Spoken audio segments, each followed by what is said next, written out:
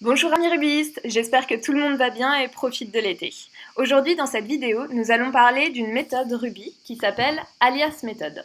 Cette méthode, comme son nom l'indique, permet de réaliser des alias de méthode.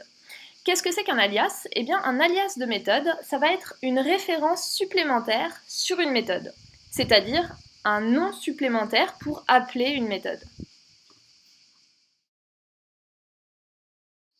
Aujourd'hui, dans notre exemple, nous laissons de côté les poneys pour nous intéresser à un nouveau type de classe, à savoir les bibliothèques. Mettons que je sois en train de développer un programme qui me permette de m'y retrouver facilement dans mes livres. Ceci est une simplification extrême de ce programme.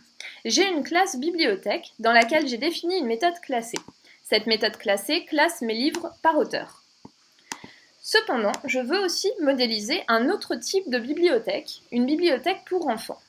Or, les enfants se souviennent plutôt du titre des livres que de leurs auteurs. Du coup, la méthode classée de cette classe bibliothèque enfant, eh bien, je vais la redéfinir afin qu'elle classe mes livres non plus par auteur, mais par titre. Le problème quand je fais ça, c'est qu'une fois que j'ai overridé cette méthode classée dans ma classe fille, je perds toute référence vers la logique présente dans la méthode classée de ma classe mère.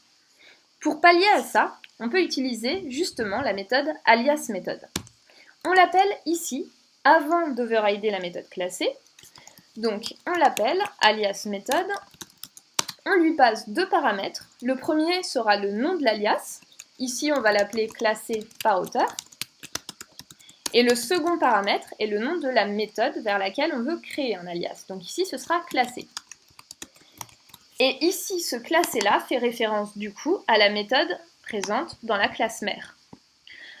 Ainsi, maintenant, si je définis une instance de ma classe bibliothèque enfant et que j'appelle cet alias classé par auteur dessus, vous allez voir que ça marche. On accède bien au code présent dans la classe, dans la méthode de la classe mère.